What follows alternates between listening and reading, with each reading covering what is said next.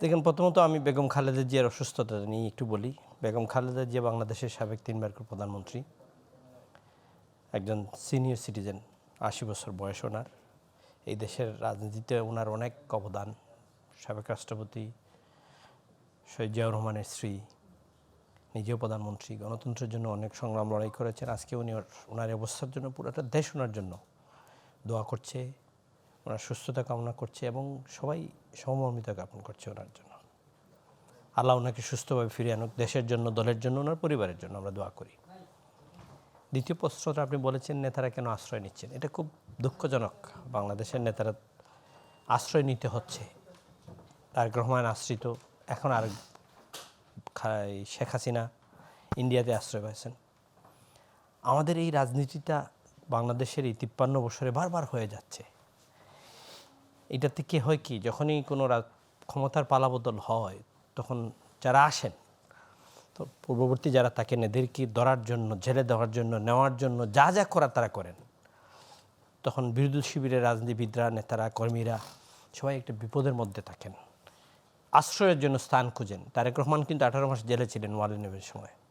2008-এ লন্ডনে চিকিৎসার জন্য উনি গিয়েছিলেন। অ্যাজ পার 2018-এর ইন্টারভিউ আপনার মির্জা ফখরুলের ইন্টারভিউ বিবিসি বাংলাতে যেটা দেখলাম, উনি বলেছেন যে ভারতে অ্যাপ্লাই করেছেন, আশ্রয় প্রার্থনা করেছিলেন অ্যাসাইলাম, ইউকেতে 1 বছরের মধ্যে ওনাকে অ্যাসাইলাম গ্রান্ট করা হয়েছে। দেশের অবস্থা যদি যে অবস্থায় মামলা ওনার নামে ছিল, অনেকগুলো ছিল, আশ্রয় ওনাকে তো ব্রিটেন দিবেই। আর ব্রিটেন তো বাংলাদেশের রাজনীতি তথা ইকোনমির সাথে খুব ওতপ্রোত জড়িত। আমি ওই দেশটাতে অনেক দিন ছিলাম। বাংলাদেশের খবর এত বেশি সরকার এবং মিডিয়া রাখে, তারা সব ভালো করে জানে বাংলাদেশে কি হচ্ছে কি না। আমি কালকে একটু দেখলাম গার্ডিয়ানে টিউলিপের রায়টা নিয়ে, এটা নিয়ে কিন্তু মিডিয়া ধরছে খুব ভালো করে। টিউলিপের ভাই নামে মামলা হয় নাই, হয়েছে টিউলিপের নামে। টিউলিপ প্লট নেই নাই, এই মামলাটা নষ্ট করে ফেলছে শুধু এই টিউলিপকে মামলাটা দিয়ে। এটা নিয়ে হাসাহাসি করছে, কারণ ওরা জানে এখানে কি হচ্ছে। সে বলছে আমার নামে চিঠি আসে নাই, আমাকে টিউলিপ পার্লামেন্ট মেম্বার ব্রিটিশ পার্লামেন্টে চিঠি দিলে আমি রিসিভ করতে পারতাম। বিবিসির সাথে ইন্টারভিউতে বলছে।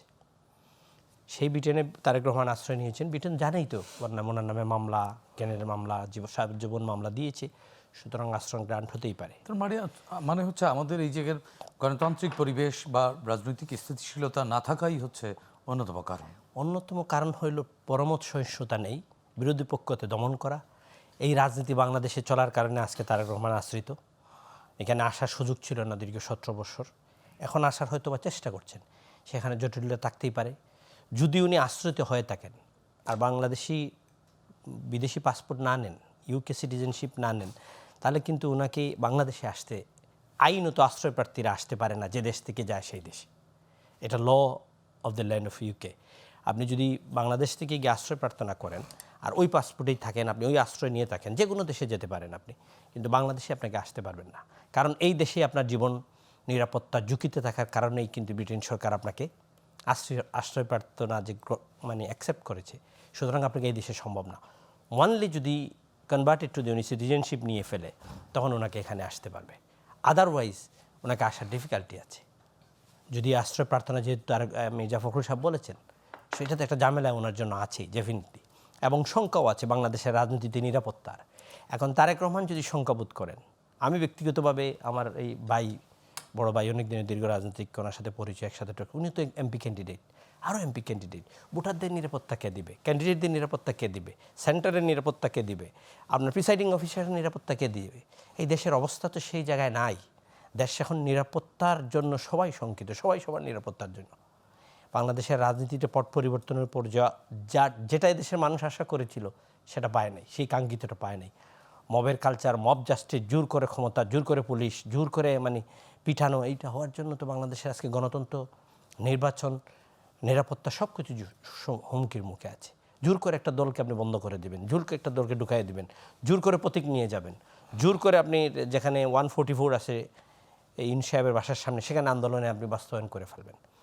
রাজনীতি বিভক্ত, নির্বাচন বিভক্ত, আপনার জনগণ বিভক্ত, ভোটার বিভক্ত। এই বিভক্ত দেশে কিভাবে আমরা একটা জায়গায় যাব, কিভাবে এক হব, কিভাবে ইনক্লুসিভ হব, এটাই এখন সবচেয়ে বড় বাংলাদেশের সামনে আগামী দিনে। জি, ধন্যবাদ এটিউ তাজ আপনাকে। আমাদের সাথে যুক্ত হয়েছেন বিএনপি চেয়ারপারসনের উপদেষ্টা হাবিবুর রহমান।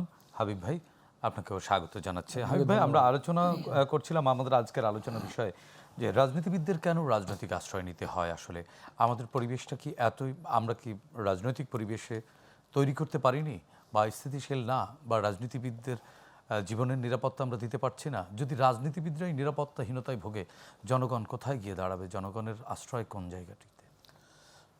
আপনাকে ধন্যবাদ। গ্লোবাল টেলিভিশনের সম্মানিত দর্শক শ্রোতা থেকে আমার সশ্রদ্ধ সালাম, বিজ্ঞ সহ আলোচক আজকে শুভেচ্ছা। আসলে এই সংস্কৃতি আজকে শুরু হয়নি। আমি একসময় ছাত্রলীগের সভাপতি ছিলাম। বহু ছেলেকে আমি এই যে সার্টিফাই করেছি, বিদেশে চলে যাবে, থাকার উপায় নেই, বহু অসংখ্য। তারা এখন বিভিন্ন জায়গায় সিটিজেনশিপ নিয়ে ফেলেছে, বিভিন্ন করেছে বিভিন্নভাবে। তো আজকের থেকে না, বহু আগের থেকে এটা হয়ে আসছে। এবং দেখেন যে নিরাপত্তা, ভোটারের নিরাপত্তা, প্রার্থীর নিরাপত্তা,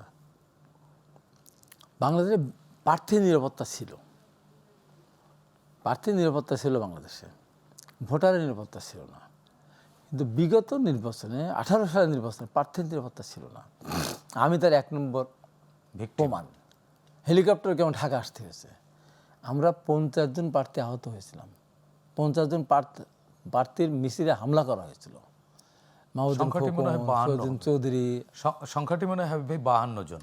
যাক বানলো, যাক আমি কম করেই একটু বলছি। এরকম গয়েশদা শুরু করে ইকবাল হাসান চৌধুরীর, হাসান মাহমুদের ওয়াইফ ওখানে গুলি হয়ে অন্ধই হয়ে গেছে।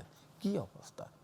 প্রার্থীর উপরে হামলা কোনোদিন আগে হতো না, কর্মীদের সাথে মিছিল হতো। কিন্তু বিগত 18 সালের নির্বাচনকে ভয়াবহ চিত্র।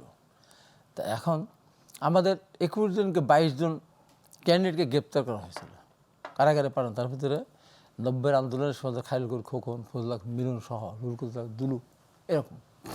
এই যে সংস্কৃতি যখন চালু হয়েছে, আমাদের দল ভারপ্রাপ্ত তারেক রহমান দীর্ঘদিন ধরে আসতে পারেনি কেন? একটা বিদেশে বসে আছেন, পাসপোর্টটিও তো দেওয়া হয়নি আবেদন করবার পরেও, রিনিউ করা পাসপোর্ট দেওয়া হয়নি। তারপর একটা মামলা সাজাই দেওয়া হয়েছে, একের পর এক সাজা দেওয়া হয়েছে। তো যে কারণে আজকে যে এই যে অবস্থাটা, এটা আমি একদিন যেটা হয়নি। এখন যারাই ক্ষমতা থাকুক না কেন, তারা এগুলোকে চিন্তা করে না যে আমার ক্ষমতায় চলে যেতে হবে। বিগত সরকার 15.5 বছর রাষ্ট্রীয় ক্ষমতা ভাবছি, একবার ভেবেছিল। আমি কিন্তু কতবার বলেছি 2024-এর নির্বাচন আগে প্রথম সরকার নির্বাচন করতে পারবে না। তারপরে বলেছি কি, নির্বাচন যদি সরকার না দেয়, জোর করে নির্বাচন করেই নেয়, খুব তাড়াতাড়ি তাদেরকে কিন্তু বাংলাদেশের রাজনীতি থেকে বিদায় নিতে হবে। কেন, কী হবে আমি বলছি, এইটা আমি বলতে পারবো না। প্রকৃতির একটা সাজা আসবে, ঠিক সেটাই আপনি দেখলেন। 24-এর নির্বাচন কাউকে নির্বাচন করতে দিল না। আমি তো 28 তারিখে মঞ্চে ছিলাম, 28 অক্টোবর 2023। তার আগে আমাকে সাজা দেওয়া হয়েছিল 9 অক্টোবর, 9 কি 6 অক্টোবর আমাকে সাজা দেওয়া হয়েছিল, 4 বছরের সাজা।